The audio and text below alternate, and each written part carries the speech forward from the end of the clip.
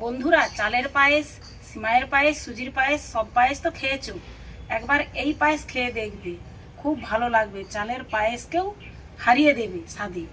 আর ছোট ছোট বাচ্চারা এমনি লাউ পছন্দ করে না, আমরা যদি সেই লাউকেই একটু পাল্টে আমরা যদি এইভাবে রান্না করে দেই, যে বাচ্চা খায় না, ছেলে মেয়েরা খায় না, তারা অবশ্যই খাবে, হাত চেটে পুটে খাবে।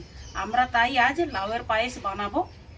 লাউয়ের পায়েস বানাতে কি কি লাগছে আর কিভাবে আমি বানাবো সেটা তোমরা দেখে নাও। আমি হাফ লাউ নিয়েছি, যার যেমন মেম্বার তার সেইভাবে জিনিস লাগবে। আমার হাফ লাউয়ে হয়ে যাবে। নিয়েছি হাফ লাউ, আমুল দুধ 2 প্যাকেট, চালের গুঁড়ো, ঘি, খেজুর গুড় দিয়ে আমরা লাউয়ের পায়েসটা করব। তোমাদের কাছে খেজুর গুড় না থাকলে চিনি দিয়েও হয়, কিন্তু শীতকালে তো খাঁটি খেজুর গুড়টা পাওয়া যায়, তো আমরা কেন মিস করি, সেই জন্য আমরা খেজুর গুড় নিয়েছি। আর কাজু কিশমিশ, কিছু এলাচ, তেজপাতা আর মিল্ক মেড, এগুলো যখন বানাবো কতটা পরিমাণ কিভাবে দেব সেটা তোমরা ভিডিওটা দেখলে বুঝে যাবে। আর আমি অল্প নারকেল নিয়েছি শুধু ওপরে ছড়ানোর জন্য। তো চলো বন্ধুরা, আমরা এবার লাউটা কেটে নেব। কিভাবে কাটবো সেটাও আমরা দেখিয়ে দেব।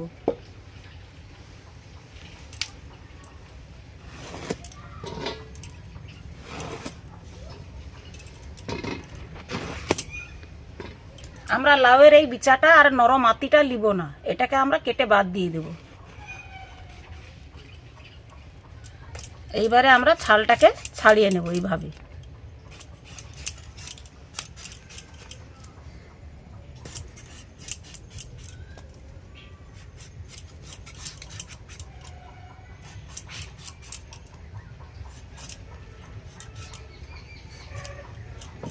এবারে আমি লাউগুলোকে এই গ্রেটার নিয়েছি, এই গ্রেটারে আমি গ্রেট করে নেব।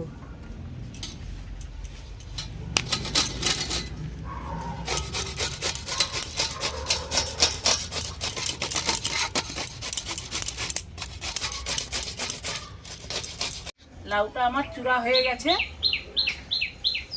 একদম মিহি, খুব সুন্দর হয়েছে। এবার এর থেকে অনেক জল বেরিয়েছে, এর জলটা আমাদেরকে নিচড়ে নিতে হবে। লাউগুলো আমি হাত দিয়ে ভালো করে চেপে চেপে জল বের করে নেব।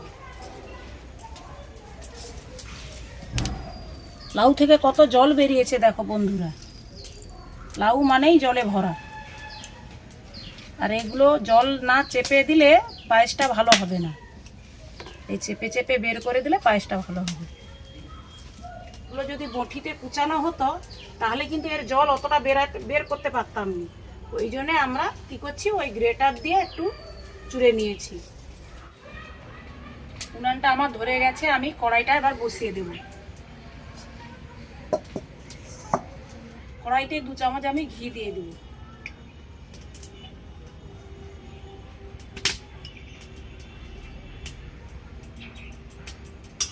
এই ঘিয়ের মধ্যে কাজু বাদাম আর কিচমিচি আমি ভেজে নেব হালকা করে।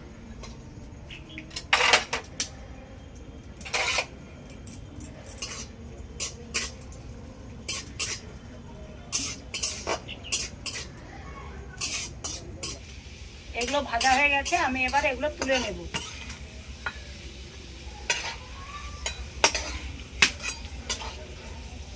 এই ঘিয়ের মধ্যে আমি 2টো তেজপাতা আর এলাচ 2টো ছিঁড়ে দিয়েছি। লাউটাকে এর মধ্যে দিয়ে দিব।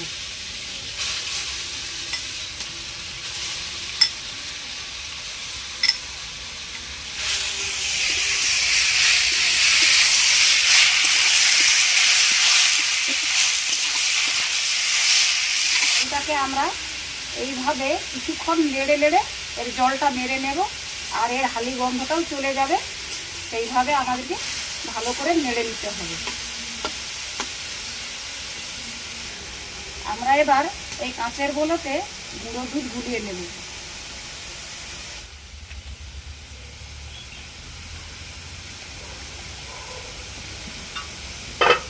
আর আগে থেকে গরম করা দুধ এর মধ্যে আমি ঢেলে দিই।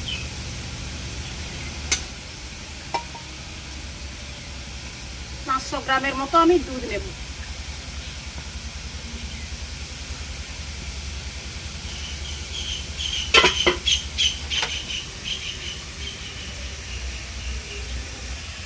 লাউটার জল মরে গেছে, ঝরঝরে হয়ে গেছে। আমি এবারে দুধটা এর মধ্যে দিয়ে দিব।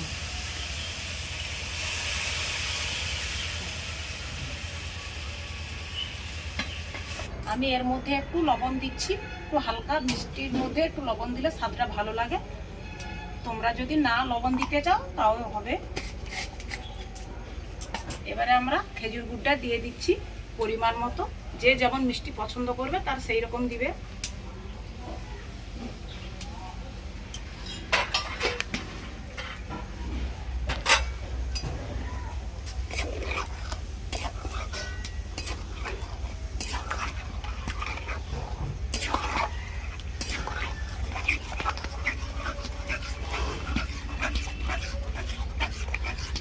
ভেজে রাখা কাজু কিশমিশগুলো এবারে আমরা দিয়ে দিব এর মধ্যে।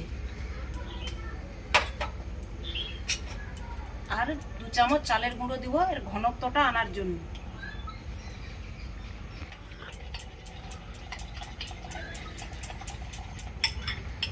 এর মধ্যে ঢেলে দিব। এর মধ্যে আমি এবারে নারকেলগুলো দিয়ে দেব।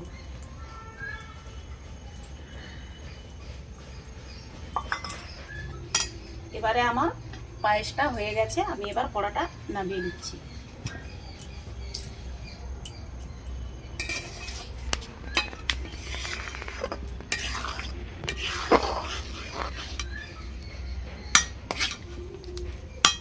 এর মধ্যে 1 চামচ আমি মিল্ক মেড দিয়ে দেব।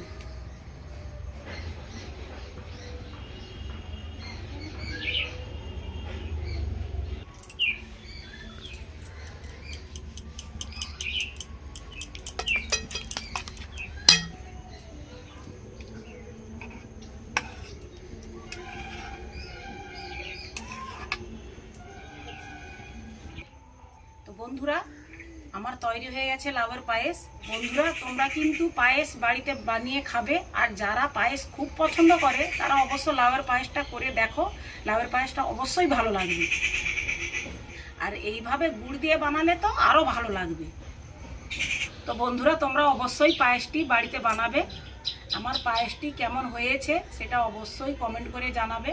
আর যারা যারা খেতে ভালোবাসো তারা তো অবশ্যই আমাকে কমেন্ট করে জানাবে।